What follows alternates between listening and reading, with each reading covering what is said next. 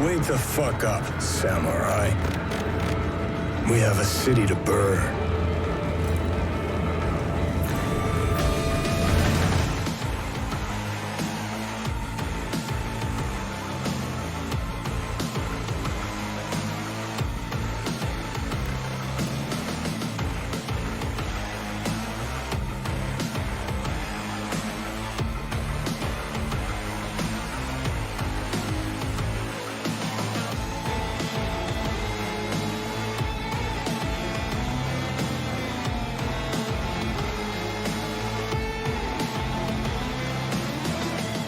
Cyberpunk 2077, one of the most hyped games in the history of video games, over 7 years in development. And when Keanu Reeves was announced as being an integral part of the story, it really augmented the hype beyond what it was already. The game looked promising, like perhaps nothing we've seen before. There was a lot of expectation for this game. I will save the sermon of the drama, bugs, scandals, stuff.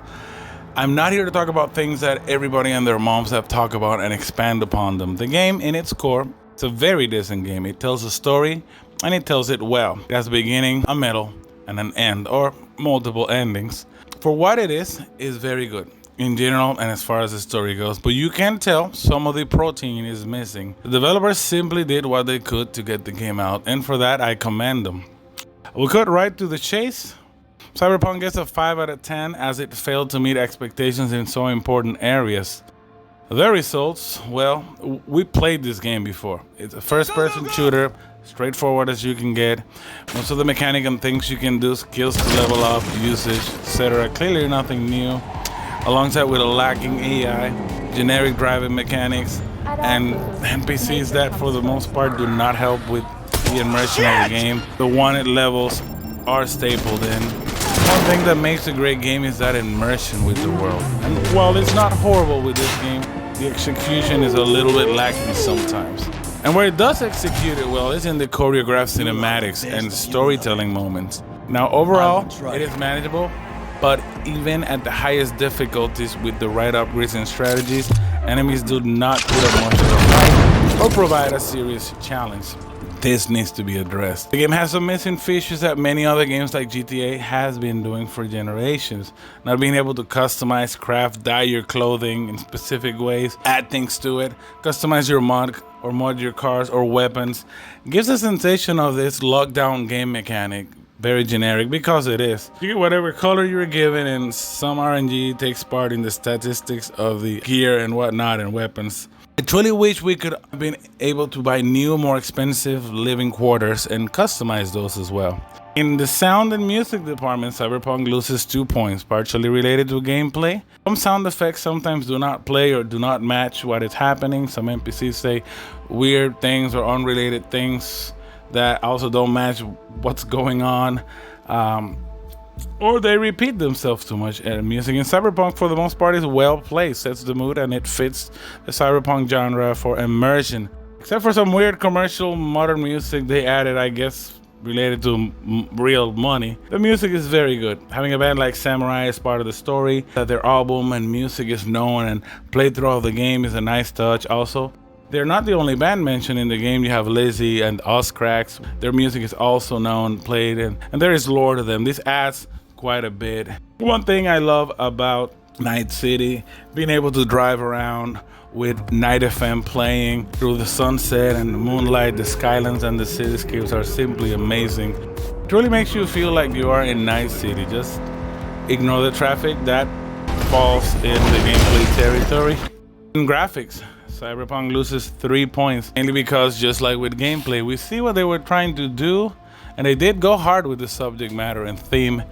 And while the game looks amazing, there seems to be this idea that the game was designed to look as gorgeous as possible with ray tracing, but not everybody has a GPU that is capable for ray tracing. And sometimes the game begins to lean into the side of very good looking but generic things like pop-ins, delays in the game graphics processing of textures, cars appearing, disappearing, or changing, items sometimes not loading up in the correct area, so you are not able to pick up or interact with. Limited amount of customizable options, as mentioned.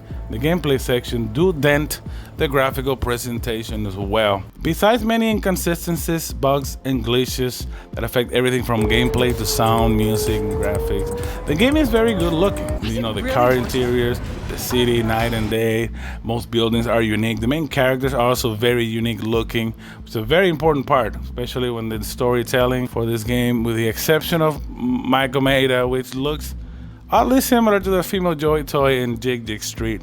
Some other NPCs do repeat as well, but that happens. And this leads us to our last section, which is the story. Yes, Cyberpunk loses 2 points, partially because of the previous factors discussed. This story is good for what it is. You get a solid 25 to 30 hours, depending on if you choose to upgrade more on your cybernetics, follow up with some of the side quests that the game has to offer. Not all of them are needed to complete the game. The game does have more to offer with mini quests that add more or less to the lore and in general of the game. This game you do not learn much about V, more so of Johnny Silverhand and the important story characters and the world in which you take part. This may be partially to cut content. However, the game delivers as it is, and I consider it to be very good. Again, it begins, it drives you through the events that lead you to the end, and you get to choose from various multiple endings as well. Then there is a secret ending, which it will require more cowbell if you want to get it. There's not much more to say about the story without spoiling too much. It is a very enjoyable story, and it makes up for the missing content as you explore the totality of Night City. You get those mini quests and side quests and Easter eggs and cameos and whatnot. The interactions and relationships you build with the story characters are quite straightforward, mostly scripted, except you can mess some of the interactions, so be careful there. But they are quite an enjoyable experience that adds to the overall arc of V. Story gets an 8 out of 10 because while it could have been more, it is very well executed for what we received. In summary, Cyberpunk could have been more and can potentially be addressed and corrected with these further patches, DLCs, and expansions. Its current state do not feed on the negative hype. The game is good, perhaps not what it was hyped to be, but it is very good. The fact that the game is so short, yet so full of things to do and new things to discover, makes it very easy to start a new game without feeling like it is a chore. The prologue and the ending are the best part of the story, so it is a game with a very good journey ahead of you, or V. Overall, I give this game a solid 7 out of 10, coming full circle from my original review rating in my personal feelings review of the game. I recommend it if you have a well-built PC rig, and if you either have an Xbox Series X or PS5. I think the previous generation have been sort of fixed, but I have not played those, so this is solely on my experience with the PC, my thoughts and my feelings about the game.